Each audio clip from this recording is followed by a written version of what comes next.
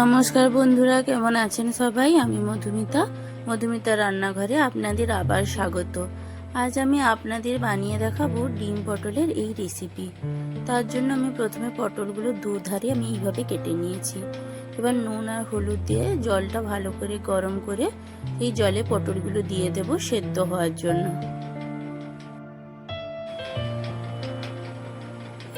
পটলগুলো ভালো করে সেদ্ধ হয়ে গেলে তুলে নেব।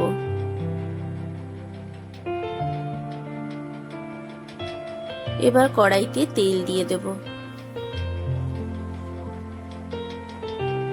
তেলটা গরম হয়ে গেলে পেঁয়াজ বাটা দিয়ে দেব। এবার পেঁয়াজটা ভালো করে ভেজে নেব। পেঁয়াজটা ভালো করে ভাজা হয়ে গেলে আদা রসুন বাটা দিয়ে দেব। এবার ভালো করে আদা রসুন আর পেঁয়াজটা ভালো করে কষিয়ে নেব। এরপর হলুদ গুঁড়ো, লঙ্কা গুঁড়ো আর সামান্য জল দিয়ে মশলাটা ভালো করে কষিয়ে নেব। মশলাটা ভালো করে কষানো হয়ে গেলে ডিম দিয়ে দেব। আমি এখানে 3টে ডিম ব্যবহার করেছি, আপনারা পরিমাণ অনুযায়ী ডিম ব্যবহার করবেন।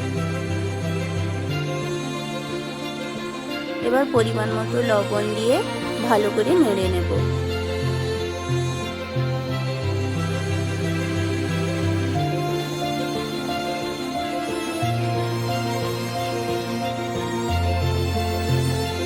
ডিমটা ভালো করে ভাজা হয়ে গেলে তুলে নেব।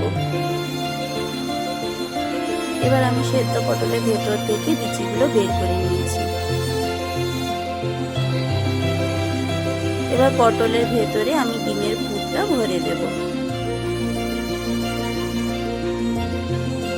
এইভাবে প্রত্যেকটা পটলের ভেতরে ডিমের পুরগুলো ভরে নেব।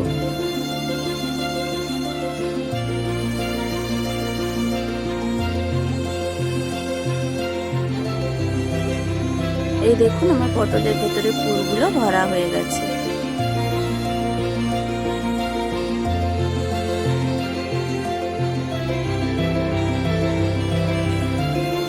এবার কড়াইতে তেল দিয়ে দেব। এবার তেলটা গরম হয়ে গেলে পটলগুলো দিয়ে দেব।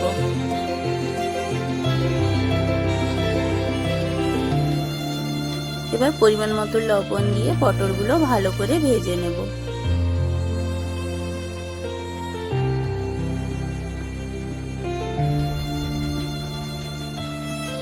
পটলগুলো ভালো করে ভাজা হয়ে গেলে তুলে নেব।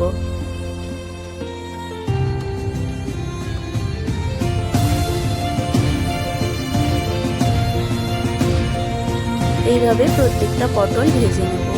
পটলগুলো ভালো করে ভাজা হয়ে গেলে তুলে নিয়ে গরম ভাতে পরিবেশন করুন, ভালো লাগবে।